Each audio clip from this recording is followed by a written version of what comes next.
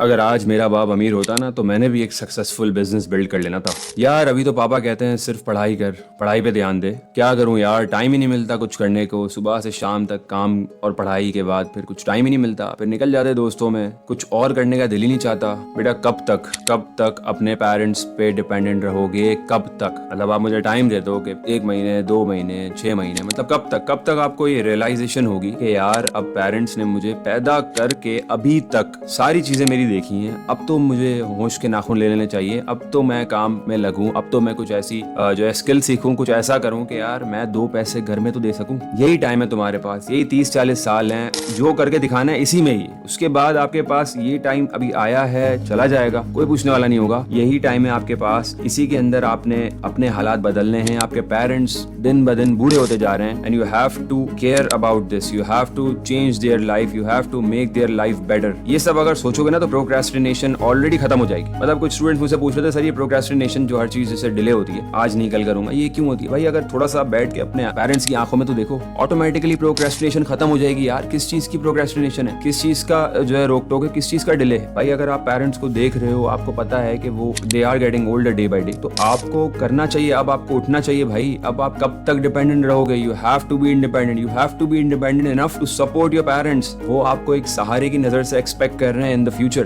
क्या करोगे भाई आगे जाके? You have to support them. अभी स्टार्ट नहीं करोगे तो फिर कब स्टार्ट करोगे? वो माँ जो तुम्हें शुरू से पालती हुई आ रही है, जो जिसने तुम्हें पेट में रखा, जिसने तुम्हें जना, जिसने तुम्हें शुरू से आखिर तक जिसने तुम्हारा ख्याल रखा, जो साथ साथ किचन में तुम्हें खाना भी खिलाती थी और साथ साथ पकाती भी थी, उस माँ के लिए अब टाइम आ गया। You should change her life. उसकी जिंदगी आसान बनाओ, उसको इंटरनेशनल टूर्स दो, उसकी लाइफ में बेटरमेंट लाओ। उसको तो अब इस चीज का हक है ना यार। अब तो she deserves everything from your side। अब टाइम आ गया है तुम्हें अपनी काबिलियत दिखाने का। अब टाइम आ गया है भाई अपना विजन शो करने का, अब अपनी एनर्जी को शोकेस करने का अब टाइम आ गया है भाई। वो बाप जिसने अपनी जूतियां घिस दी तुम्हारे लिए, मतलब वो ऐसा बंदा है कि तुम्हारी प्रिविलेजेस कंप्लीट करने के लिए, तुम्हें फैसिलिटेट करने के लिए उसने हर वो चीज करी, हर जगह धक्के खाए, हर जगह रुसवाई बर्दाश्त करी। Now is the time you should pay him back, ठीक है ना। अब अपनी काबिलियत को थोड़ा सा एनहांस करो, go out, work and change your parents life because they are expecting you. तुम्हारे बाद उनका कोई नहीं है यार, पूरी जिंदगी तो तुम्हें पाल लिया, अब तुम्हारा भी तो फर्ज बनता है ना कि उनको पे बैक करो। देखो हम अपने पेरेंट्स को पे बैक कभी भी नहीं कर सकते, ठीक है ना। मतलब जो मुशक्कत है, जो सेक्रीफाइसेस उन्होंने हमारे लिए बर्दाश्त किए, हम कभी भी पे बैक नहीं कर सकते। लेकिन हम एटलीस्ट अपनी तरफ से 100% तो दे सकते हैं ना यार। अपनी तरफ से हम इतना तो एफर्ट्स लगा सकते हैं कि वो